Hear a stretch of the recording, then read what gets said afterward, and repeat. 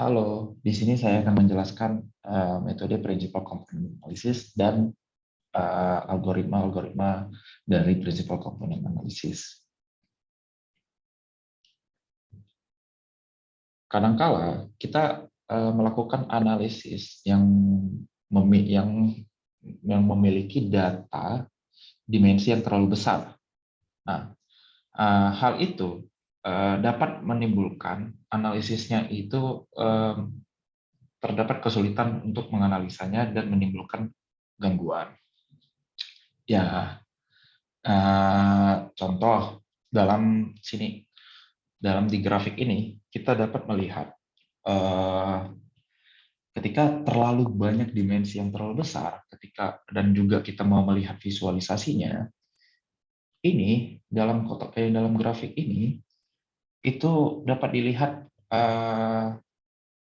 histogramnya bertumpuk dan kita tidak tahu yang mana klasifikasi yang biru ini seperti apa dan yang di hijau ini seperti apa dan yang ini juga seperti apa dan ini seperti apa. Nah, hal ini yang membuat kita bingung dalam melakukan visualisasi dengan kasat mata. Nah, jadi dan ini juga grafik setelahnya. Kemudian ada juga yang kadang-kala juga kita mendapatkan visualisasi yang seperti ini. Nah, hal yang seperti ini dapat kita mengklasifikasikan dia itu klasifikasi seperti apa, ada karakteristik yang sendirinya, dan ini juga ada, walaupun ada hal yang saling redundan. Maka dari itu, PCA dapat melakukan mengatasi masalah hal ini. Dapat misalnya jenis dalam grafik ini merupakan jenis-jenis bunga.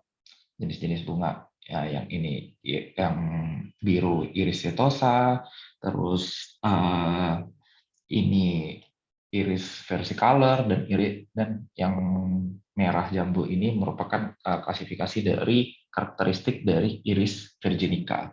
Nah, ketika yang dalam di sini kita sulit untuk menentukan yang mana karakteristik seperti apa iris setosa dan versicolor dan seterusnya. Jadi PCA dapat mendeskripsikan hal yang baru atau dapat memisahkan dari grafik-grafik ini sehingga kita terlihat untuk menginterpretasikan. Oke, kita next slide. Oke, pertama-tama PCA itu merupakan prediction fitur tanpa menghilangkan informasi karakteristik dalam data. Oke, dan kemudian PCA dapat merekonstruksi karakteristik baru yang dapat mendeskripsikan data yang lebih baik, yang seperti saya jelaskan sebelumnya. Nah, dimensi yang terlalu besar dalam data dapat menimbulkan gangguan dan kesulitan dalam analisa. Ini dijelaskan dalam poin berikutnya. Dimensi yang terlalu besar dapat menyebabkan setiap fitur memiliki deskripsi redundan atau korelasi yang sangat tinggi antar fitur. Nah, saya beri contoh. Nah, ini maka dari permasalahan-permasalahan dari atas ini, metode Principal Component Analysis lah yang merupakan solusinya. Oke, dapat kita lihat di sini, sebelum PCA. Sebelum PCA itu karakteristik yang data yang ini dan data yang ini kita lihat karakteristik ini tersendiri dan ini karakteristiknya sama. Apakah karakteristik ini benar-benar sama? Tentu saja tidak. Nah, kita lihat juga dalam warnanya juga karakteristiknya juga berbeda. Nah, hal inilah yang menyebabkan redundan tadi. Nah, karena ini saling bertumpuk sama-sama, yang warna kuning dan warna hijau. Nah, ini kita dapat mendeskripsikan bahwasannya kedua karakteristik ini itu adalah informasi yang sama.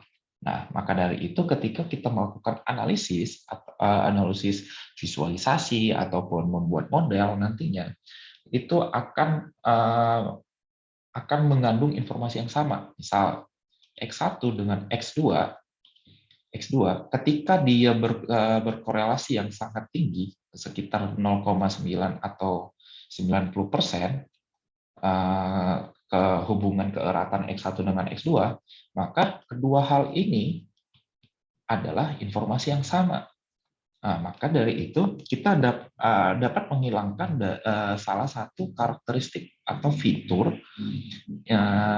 menghilangkan salah satu fiturnya. Misalnya kita mengambil X2 aja, karena X2 ini sama penjelasannya dengan X2, X1.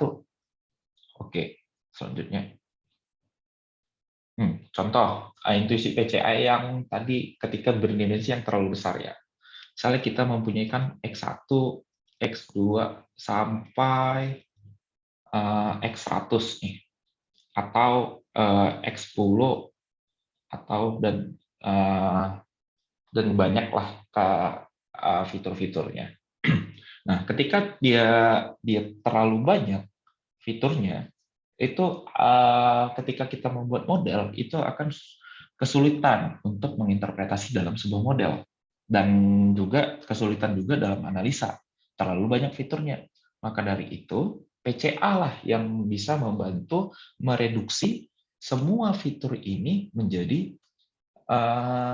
rangkum atau singkat ya, tidak terlalu banyak seperti ini yang menyebabkan kita menginterpretasikannya dari semua hal ini akan susah. Nah, tetapi dalam PCA itu tidak menghapus fiturnya menjadi 3 fitur atau 4 fitur, tidak. Tapi dia merangkum semua hal yang ada di sini menjadi 1 atau 3 atau 4 atau 5. Nah, kenapa juga terlalu banyak itu kita menimbulkan kesulitan atau menimbulkan gangguan? Contoh yang paling sederhananya yaitu bisa saja kita asumsikan X2 dengan X10 dan X50, X3, dan banyak, misalnya X1, X2, X3, X4, X5. Nah, di sini X1, X2, X3, X4, X5. Nah, ketika dari kelima X ini aja kita buat L5 aja. Nah, ketika dia X1 ini kita buat korelasinya ya. Nah, korelasinya ini X1 dengan X1 maka dia 1 karena berkorelasi dengan dirinya sendiri. X2 dengan X2 ini 1, ini juga 1, ini 1, ini 1.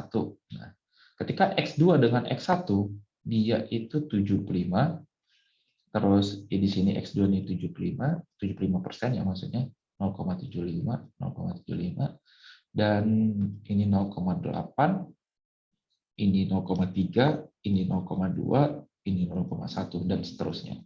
Nah, maka hal dari sini itu terjadinya multikolineritas, yang salah satu asumsi dari metode analisis seperti regresi dan asumsi-asumsi dari metode-metode lainnya.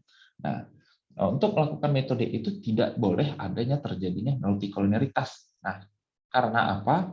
Intuisinya, ketika X1 yang seperti saya jelasin tadi, X1 dengan X2 itu berpengaruh, yang bukan berpengaruh ya, tapi memiliki hubungan yang sangat erat, seperti 0,75%, 75, ini bisa saja kedua hal ini mengandung informasi yang sama.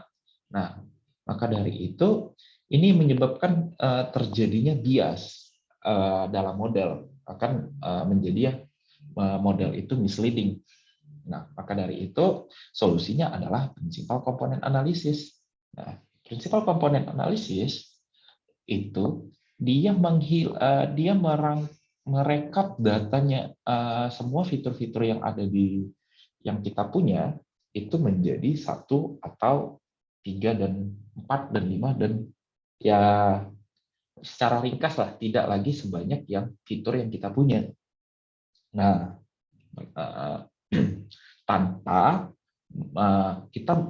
menghilangkan informasi yang ada. Nah, jadi bukan berarti kita menghapus fitur-fitur yang ada di dalam si PC si fitur-fitur itu gitu.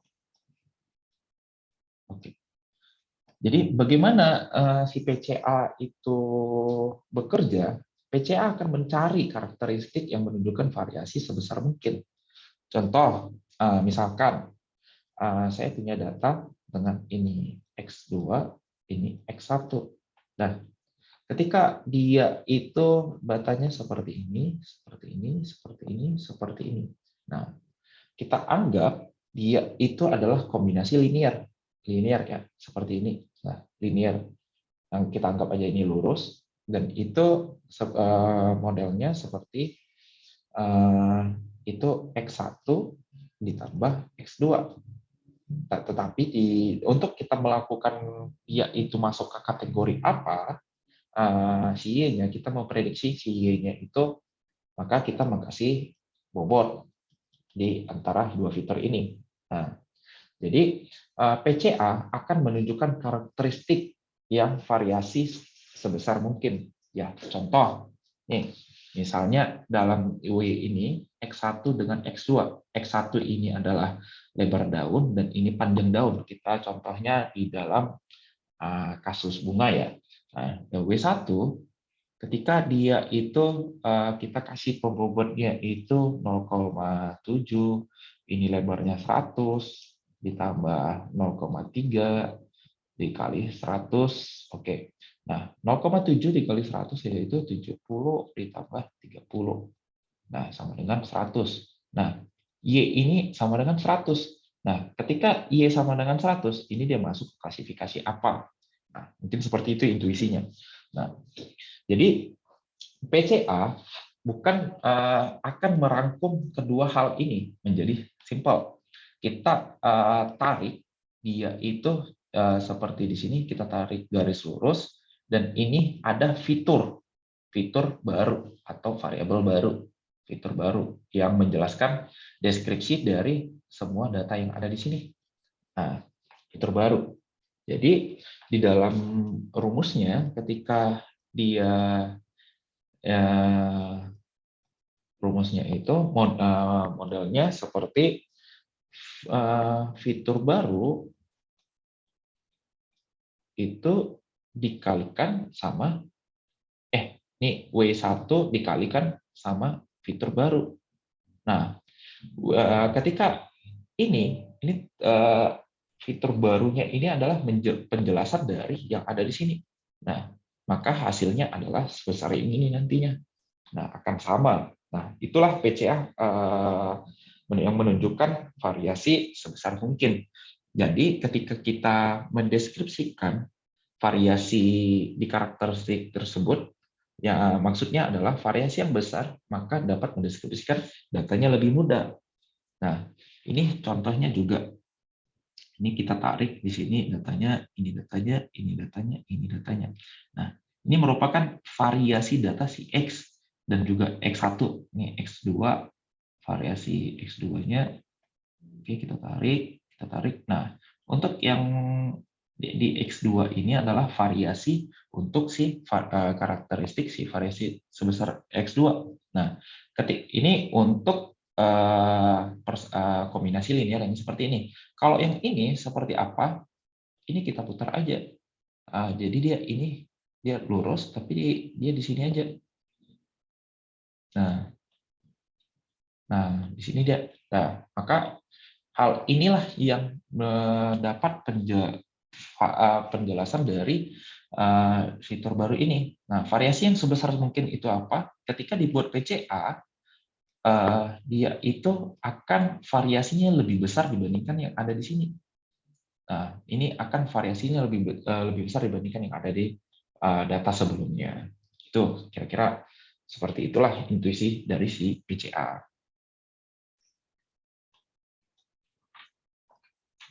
Nah, intuisi PCA. Untuk kita menghitung variasi datanya, yaitu menggunakan si PCA ini memanfaatkan si covariance matrix.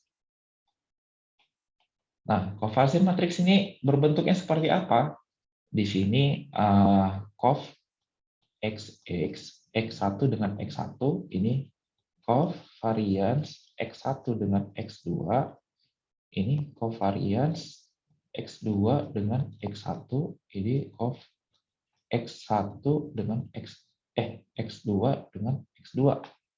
Nah, ini di sini X2, ini X1, ini X1, ini X2. Seperti halnya matriks korelasi. Nah, PCA memanfaatkan inti dari matriks covariance ini. Nah, jadi covariance X1 dengan X1 ini sama dengan var X. Var X, rumus var X seperti apa? Yaitu seperti seperti misalnya adalah XI dikurang nu atau X bar, bukan bagi ya. Ini kita maaf ya, kita anggap aja itu X bar rata-ratanya. Rata-ratanya X bar per N. Itu adalah rumus var X. Bagaimana rumus untuk covariance X? Yaitu var X1 dikali var X2. Yang artinya rumusnya adalah X1 dikurang X bar dikali X2 dikurang X bar. X bar dari data kedua, ini data ke-1. X1 rata-rata dari karakteristik X1 dan X2 dikurangin karakteristik si X2 per N. Nah, inilah adalah merupakan covariance dari X1 dan X2, dan X2 adalah X1. Gitu. Itulah adalah covariance-nya. Nah, bagaimana cara si PCA ini bekerja? PCA ini menggunakan dekomposisi matriks. Nah, maksud dari dekomposisi matriks yaitu menggunakan eigen analisis. Nah, eigen analisis itu seperti apa? Maksudnya mendekomposisi seperti apa? Misalnya kita mempunyai nilai 25. Ini hasil dari mana? 1 dikali 25.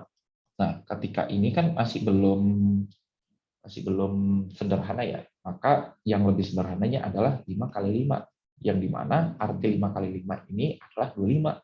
Nah, bagaimana hasil dari covariance ini, covariance itu X1, ini covariance X1, ini variance saja kita bikin ya, variance, ini cov X1, X2, ini cov X2, X1, dan ini adalah var X2.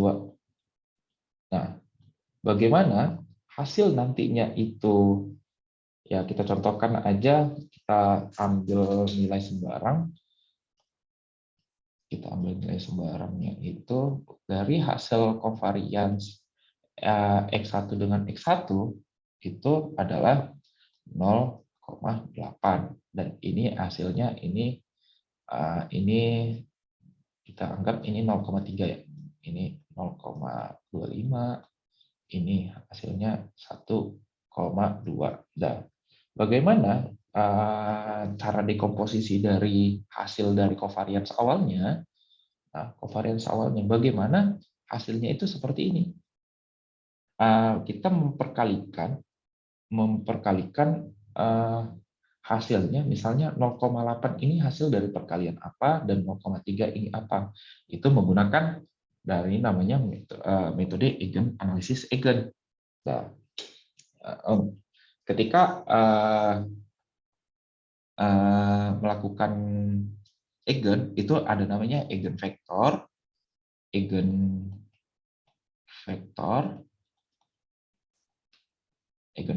dan eigen value. Kita mendekomposisi dari analisis eigen. Jadi eigen ini adalah maksudnya arah persebaran dari variabel baru atau fitur baru atau arah karakteristiknya. Nah, ketika dia itu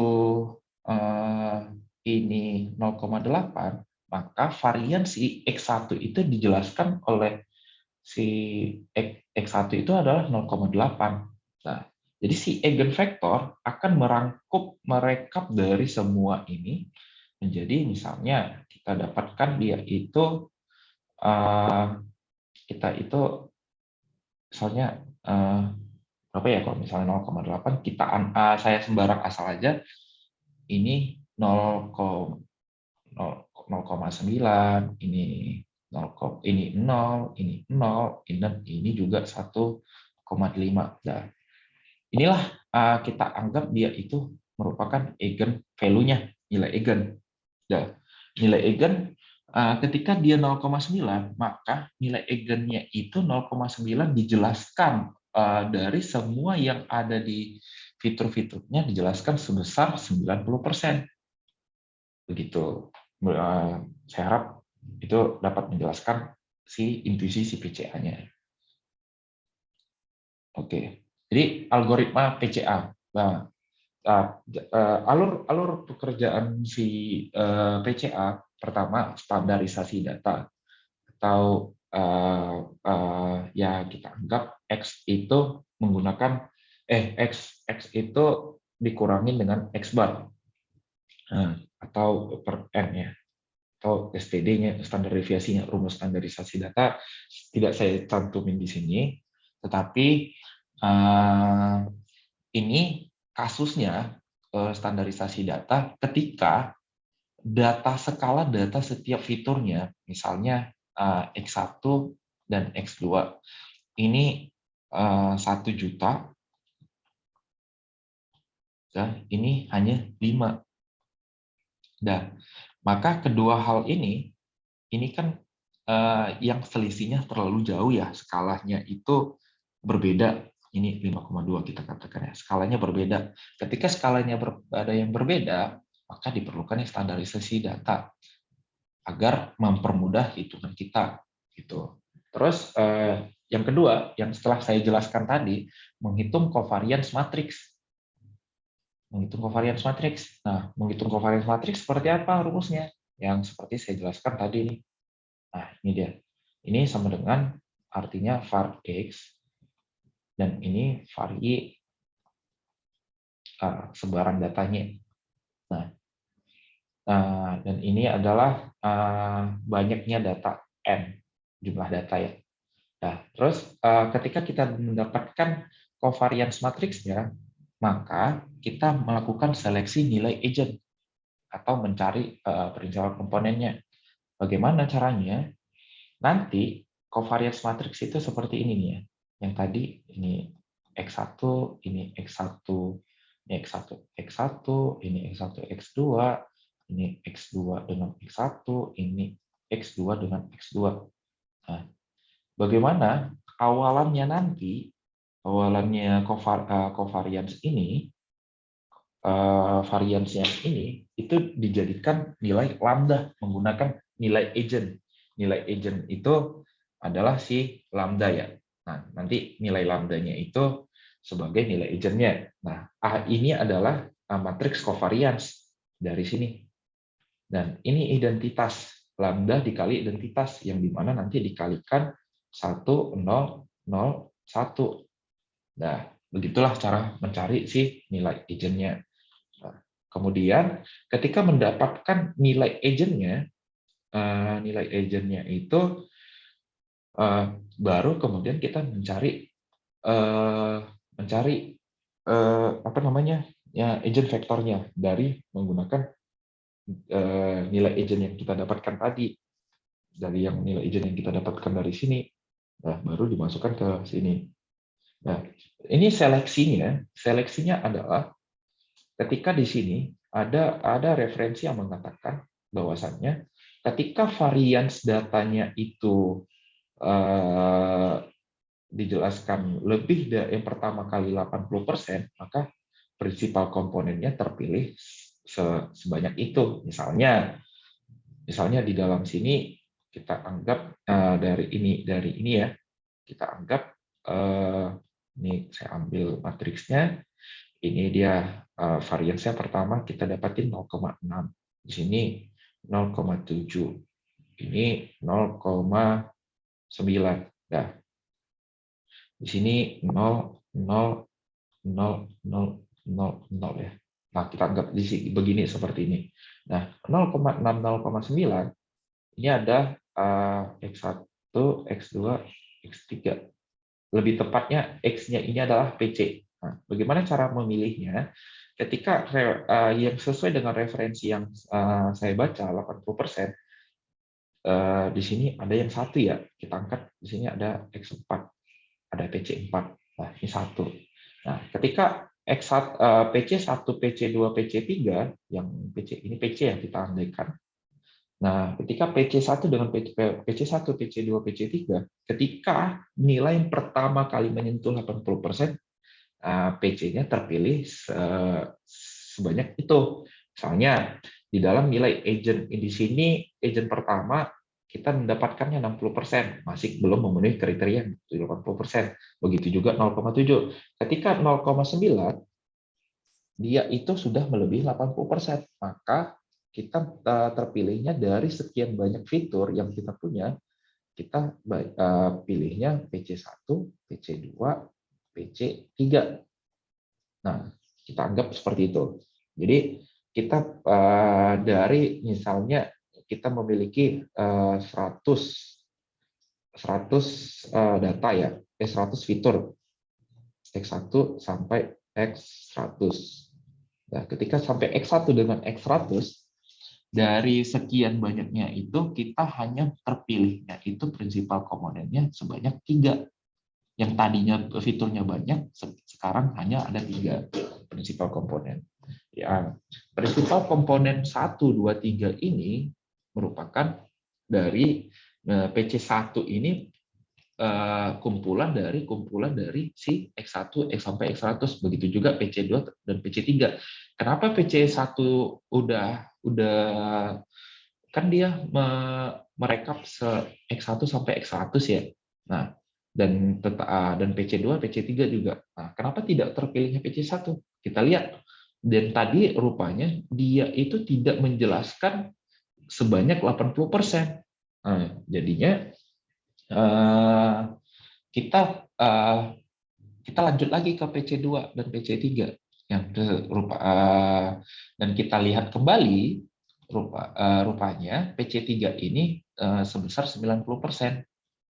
90%.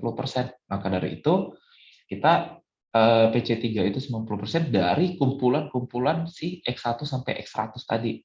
Nah, maka kita memilihnya ketiga PC ini. Begitu caranya untuk menseleksi nilai agentnya. Nah, yang kemudian menentukan prinsipal komponen. Nah, maaf, ketika kita mendapatkan jumlah PC yang ditentukan, baru kita masukkan, kita mencari nilai agent vektornya. Nah, dari nilai agent vektornya. Nah, kemudian ketika kita sudah mendapatkan hal ini, kita perlu karakteristik datanya, skor dari datanya. Maka dari itu, step selanjutnya adalah transformasi data dari karakteristik baru. Nah, ketika kita mendapatkan hal ini, kita substitusikan dengan persamaan yang seperti ini, menggunakan dot product. Nah, misalnya vektor 1 ini berapa hasilnya, ini X1 ini berapa hasilnya, dan itu seterusnya. Nah, begitulah dapat skor prinsipal komponennya dari transformasi menggunakan algoritma prinsipal komponen. Gitu.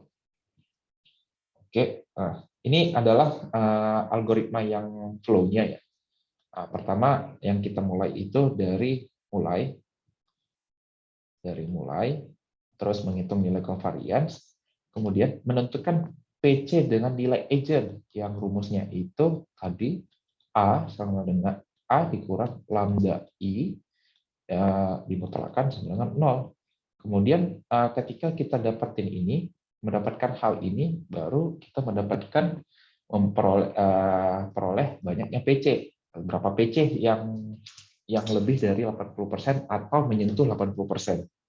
Nah, ketika terpilihnya ketika kita peroleh banyaknya PC, baru menghitung nilai agent vektor menggunakan rumus A kurang lambda I, lambda apa tadi ya?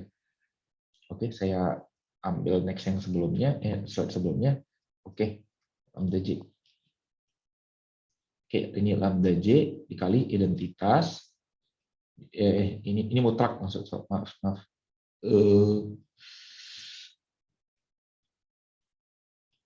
Ini mutlak, ini mutlak ya, kita anggap mutlak, terus ini dikali VJ. Nah, VJ-nya 0. Nah, nanti kita mencari nilai vektornya berapa.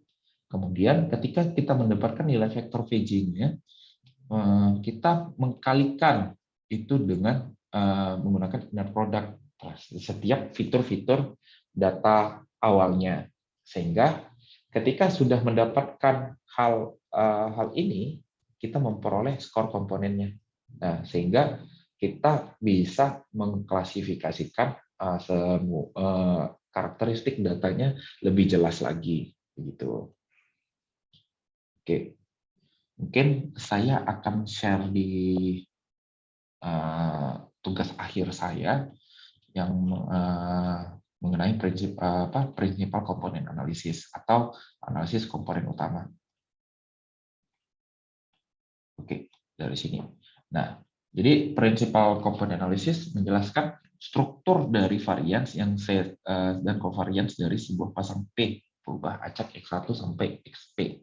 Nah, yang seperti saya bilang sebelumnya, yang saya jelaskan sebelumnya, PCA, prinsipal komponen analisis ini itu memanfaatkan dari variance dan covariance, gitu. Jadi secara geometri, kombinasi linear ini menggambarkan pemilihan dari sistem koordinat yang diperoleh dengan merotasikan sistem awal X1 sampai XP sebagai sumbu koordinat yang dijelaskan tadi. Misalnya ini X2, X1, datanya seperti ini. Nah, datanya seperti ini, ada di sini. Dan ketika kita menambahkan fitur baru, dia itu ketika kita tarik garis lurus, dia seperti ini. Nah, inilah new fiturnya, NF ya, new fitur. Ya, fitur barunya. Nah, ketika kita rotasikan, dia itu berada X-nya ini. Dia itu di sini.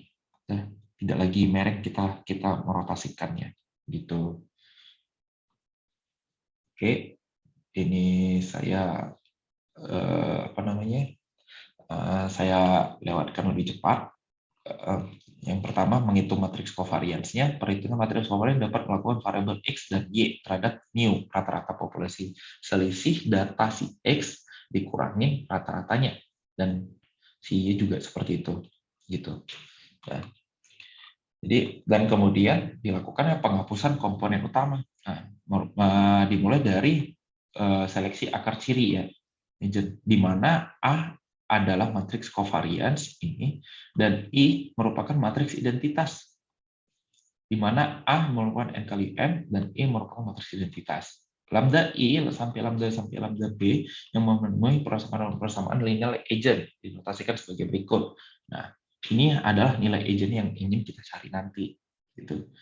Jika akar ciri atau nilai agent diurutkan dari nilai terbesar sampai nilai terkecil, maka pengaruh komponen utama WJ, pengaruh prinsipal komponen adalah WJ nilainya, yang berpadanan dengan pengaruh lambda J. Ini berarti bahwa komponen tersebut menerangkan proporsi keragaman terhadap perubahan tak bebas Y yang semakin lama semakin kecil. Nah, komponen utama WJ saling ortogonal, sesamanya dibentuk suatu hubungan. Nah, ini seperti saya jelaskan, ini pertama kita mencari vektor agentnya dulu, baru kita inner product-kan terhadap si data yang awal. Nah, baru kita mendapatkan data yang baru. Gitu.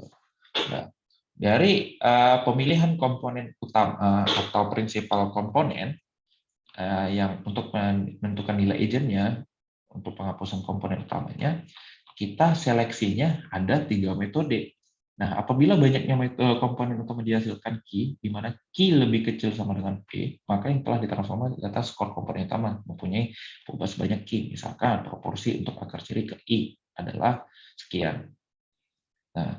Nah, ketika jika proporsi kumulatif dari Q akar ciri pertama mencapai 80%, maaf, ini saya